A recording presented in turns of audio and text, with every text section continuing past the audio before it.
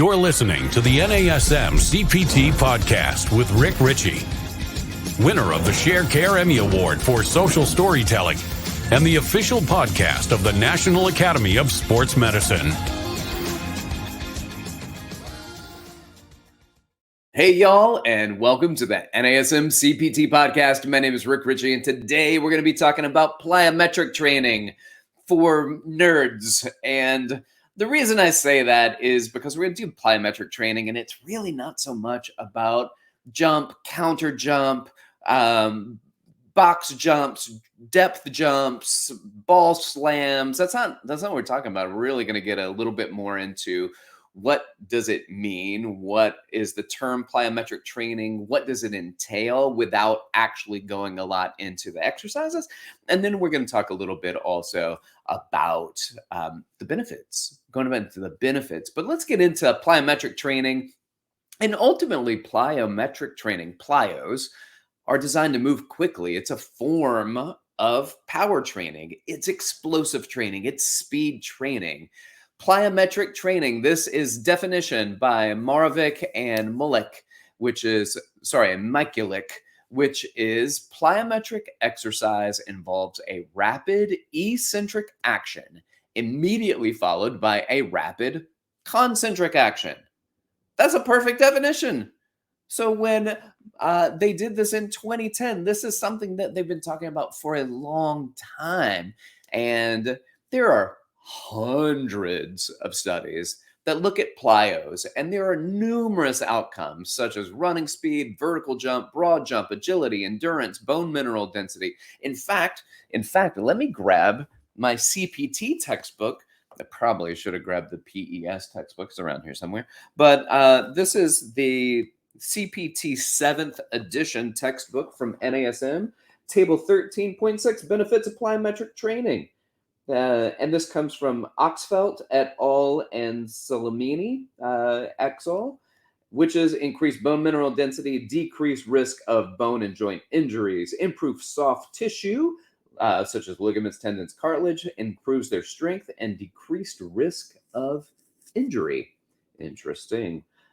Increased metabolic expenditure for improved weight management or weight loss, increased strength and power for athletes and general populations, improved muscle contraction and nervous system synchronization, and improved performance or gameplay for athletes of all levels. There are numerous systematic reviews and meta-analysis of plyometrics. You look at plyometrics and you can find out plyometric training and how that benefits volleyball players and how it benefits basketball players and soccer player meta-analysis and American football meta-analysis. But what I like when we use the phrase, if you've ever heard the stretch shortening cycle, that entails what it means to do plyometrics. That is plyometrics. Now, NASM uses the phrase the integrated performance paradigm. And if you take the definition that we just talked about, the integrated performance paradigm talks about the reduction and production of force, but it's predicated on one's ability to neuromuscularly stabilize the movement. For instance, if I drop down into a squat, right? And I'm about to do a squat jump, and I drop down quickly into a squat. That is an eccentric load. So it stretches my muscles, and now there's a stretch shortening cycle. If you think the muscle spindles, things like that, when the muscle stretches and stretches rapidly, there is a built-in activation. There's a built-in muscular contraction that wants to slow that down. Now, if you consciously decide to partner a concentric jump with a automatic contraction based off of the stretch, then you can jump higher. That's why we take steps sometimes. That's why we drop down and do a jump. We don't drop down, hold for 1 Mississippi, 2 Mississippi, 3 Mississippi, now jump high. It doesn't work as well because then we lose that stretch shortening cycle. That integrated performance paradigm that NASM uses says that stretch shortening cycle is very important, but according to the integrated performance paradigm, that has to be built around something else, which is your ability to stabilize your body when you reduce and produce force, your ability to balance and to have neuromuscular stability. Why? Because if I drop down into a squat jump and my knees knock, then they have to unknock in order for me to come back up. So that's a wasted movement, sometimes what we refer to as energy leaks. There are numerous other examples where you have issues of instability. I have gone into a depth jump or a box jump down and kind of had a little buckle in my core, which certainly limited my ability to produce force during that rep. So I want to be able to stabilize everything. And around my ability to stabilize comes my ability to produce force. The moment I lose my ability to stabilize myself, I lose my ability to produce force. And so I drop down a rapid eccentric force, then I'm going to produce force. But there is somewhere in between the reduction of force and the production of force called the amortization phase, which is the time between the eccentric deceleration and the concentric acceleration. So I want to minimize when I'm trying to do something quickly, when I'm trying to be explosive, I want to memorize the amortization phase.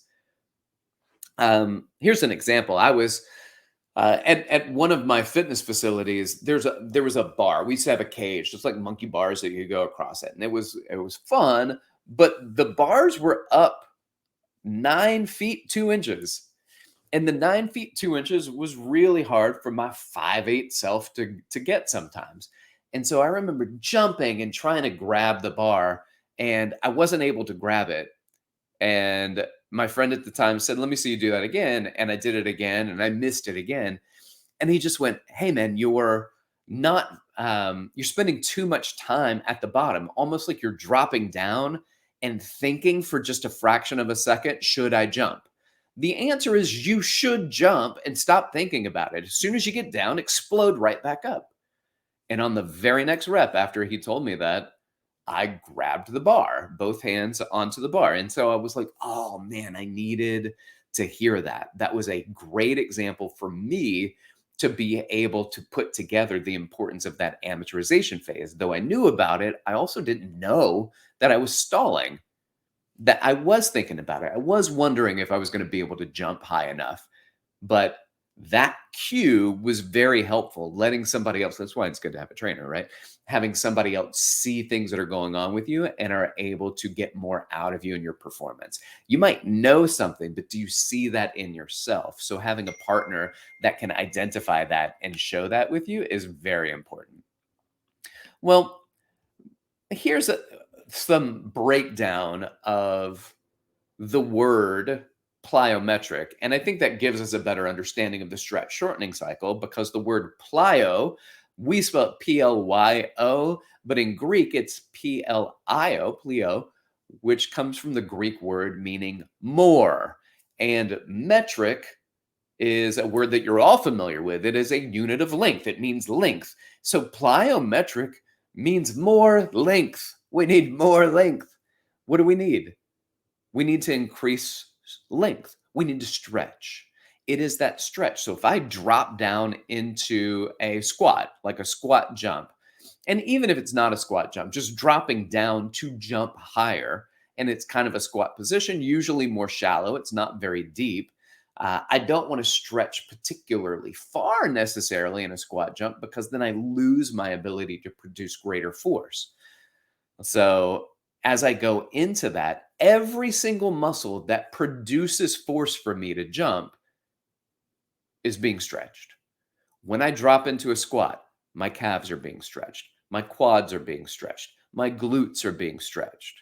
Now, do I have the stability at my lumbopelvic hip complex to support that in order to decelerate that force, maintain stabilization, and then concentrically produce force? I like the idea. We talk about force, we talk about power.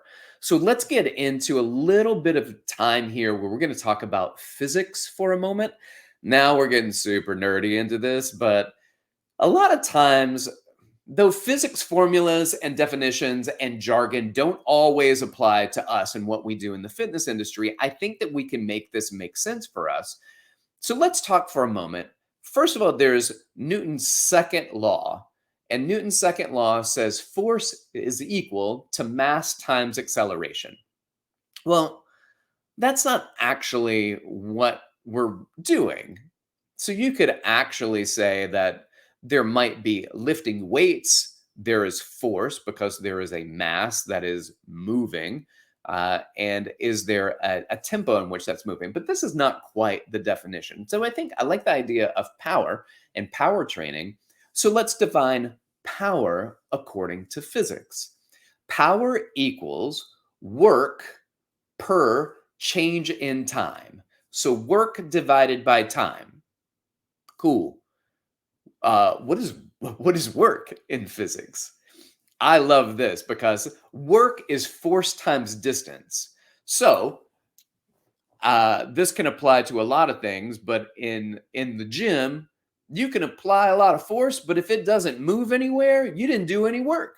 So you have to move stuff in order for work. So work is force times distance. Now, that's I like to use this too in physics, and I'll use this with people. Work is force times distance, which means sometimes people doing work just casually, though, like going to work, will be busy but not accomplish anything. That's like producing force against a wall, right? They didn't go any distance, so you didn't really do anything. You have to accomplish something. Well, power then equals, if work is force times distance, then power is mass times acceleration times distance divided by time. Mass, what you're lifting.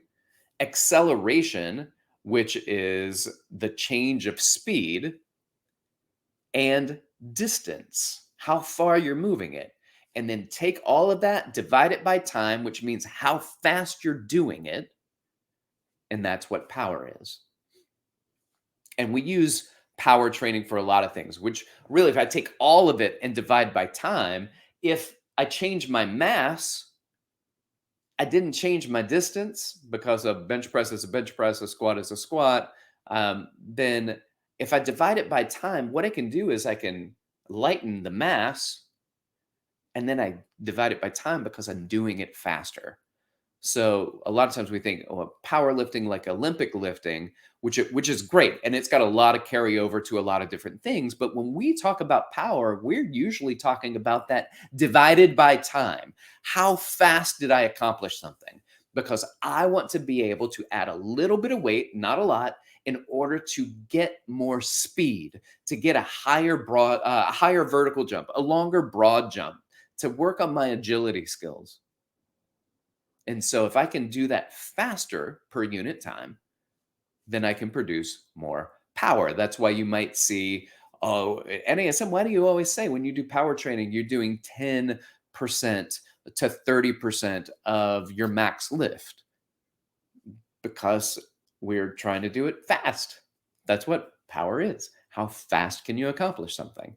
I'm not trying to have a heavy lift. In fact, if you look at the medicine balls are relatively light.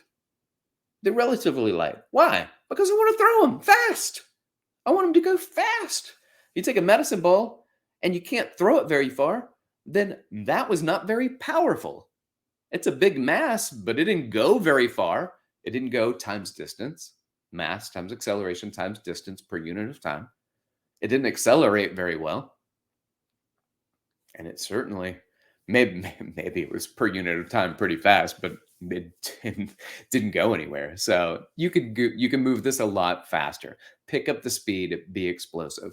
There's some great benefits of it, of plyometric training, but one of the interesting ones that I came across was that plyometric training seems to be very beneficial for hypertrophy also. And we don't think about plyos being great for muscular development, and yet sometimes we look at the track athletes and you see the sprinters, and something about that lets you know that that might be good for developing muscles. Well, let's look at this. In a 2021 study by Gergic, Schoenfeld, and Mikulik, it's the effects of plyometric training versus resistance training on skeletal muscle and hypertrophy. So this is a review, and it says it seems that plyometric training has a greater potential for inducing increases in muscle size than previously thought. It also goes on to say combining plyometric and resistant exercise does not seem to produce additive effects on anabolic signaling or muscle growth. However, the area requires future studies. And they conclude in this study, this review highlights that plyometric and resistance training interventions may produce similar effects on a whole muscle hypertrophy, at least for the muscle groups of the lower extremity, in untrained and recreational trained individuals over a short term, which is less than or equal to 12 weeks, which are the intervention periods that we seem to have seen. So it does seem to be very beneficial in a hypertrophy, particularly in the untrained individuals. Well, there's also a type of plyometric training that we talk about at NASM, and that goes into that final phase of the NASM OPT model, which is where you've got this power and you are then producing. So we just call it power phase, but it's kind of a power endurance phase, or technically speaking, it is a post-activation potentiation phase. Post-activation potentiation, PAP. And so this PAP training, if you look at the study by Seltz and Hoft et al. 2016, it really goes on to say that performing conditioning exercises elicits a small PAP effect for jumping and throwing, upper body ballistic performance activities, and a moderate effect for sprint activities. The level of potentiation is dependent on the individual's level of strength and resistance training experience, and it also includes what type of conditioning exercise was performed. But that's something that we're familiar with within the NASM OPT model, this idea that you're going to superset a relatively heavy set. So we usually say that's 1 to 5 reps, superset that with 8 to 10 plyometrics. But Rick, I don't know why it's super light, and I could do this like 30 times. Why am I stopping at just 10 reps? Why am I stopping at 8 reps? Look, if you're looking for just like a metabolic expulsion of energy, then pick up that light ball and slam it over and over again till your heart's content and until you can feel your pulse from your teeth. It's beating so hard. Great. There's 20 minutes of ball slams with a light ball and you are exhausted. But what's the goal? What's the goal? If your goal is to exhaust yourself, then do stuff until you're exhausted. But if your goal is to become more powerful, then what we see is that as you're using this lightweight, whether it's throws, whether it's jumps, people start to lose their ability to produce as much force as time goes on.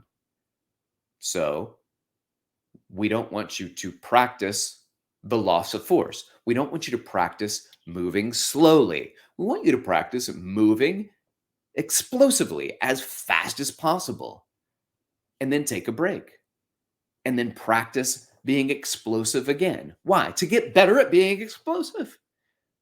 We want that power, that work, right? That force times distance times acceleration divided by time, that division by time. How fast can you do it?